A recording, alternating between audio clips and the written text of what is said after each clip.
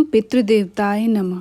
पुराने समय में अग्निश्वाद और महर्षिवाद नाम के पितृदेव थे। उनकी मानस कन्या थी अक्षौदा। अक्षौदा ने अश्विन मास की अमावस्या पर पितरों को प्रसन्न करने के लिए तप किया था। एक बार अक्षौदा ने 1000 वर्ष तक तपस्या की, जिससे प्रसन्न होकर देवताओं के पितृगण अग्निश्वाद और महर्षिवाद अपने अन्य पितृगण अमावस्या के साथ अक्षौदा को वरदान देने के लिए अश्विन अमावस्या के दिन उपस्थित हुए। उन्होंने अक्षौदा से कहा कि हे पुत्री, हम सभी तुम्हारी तपस्या से अति प्रसन्न हैं, इसलिए जो चाहो वर मांग लो। लेकिन अक्षौदा ने अपने पितरों की तरफ ध्यान नहीं दिया और वह अति तेजस्वी पितृ अमावस्या को अपलक निहारती रही। पितरों के बार बार कहने पर उसने कहा, हे भगवान, क्या आप मुझे सचमुच वरदान देना चाहते हैं? इस पर तेजस्वी पितृ अमावस्या ने कहा, हे अक्षौदा, वरदान पर तुम्हारा अधिकार सिद्ध है, इसलिए निसंकोच कहो। अक्षौदा ने कहा, भगवान, यदि आप मुझे वरदान देना ही चाहते हैं तो मैं तत्क्षण आपके साथ रमण कर आनंद लेना चाहती हूँ। अक्षौदा के इस तरह कहे जाने पर सभी पितृ क्रोधित हो गए। उन्होंने अक्षौदा को श्राप दिया कि वह पितृलोक से पतित होकर पृथ्वीलोक पर जाएगी। पितरों के इस तरह श्राप दिए जाने पर अक्षौदा पितरों के पैरों में गिरकर रोने लगी। इस पर पितरों को दया आ गई। उन्होंने कहा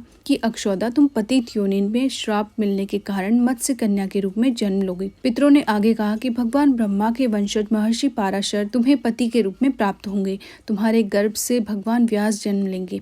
उसके उपरांत भी अन्य दिव्य वंशों में जन्म लेते हुए तुम श्राप मुक्त होकर पुनः पितृलोक में वापस आ जाओगे। पितरों के इस तरह कहे जाने पर अक्षौदा शांत हुई।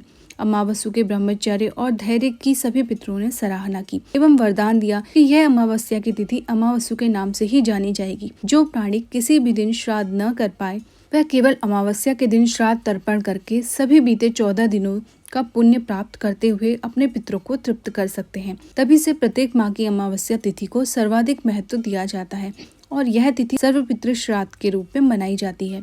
उसी पाप के प्रायश्चित हेतु कालांतर में यही अक्षौदा महर्षि पराशर की पत्नी एवं वेद व्यास की माता सत्यवती बनी थी। तत्पश्चात समुद्र के अंशुभद्र शांतनु की पत्नी हुई और 2 पुत्र चित्रांगद और विचित्रवीर्य को जन्म दिया था। इन्हीं के नाम से कलयुग में अष्टका श्राद्ध मनाया जाता है।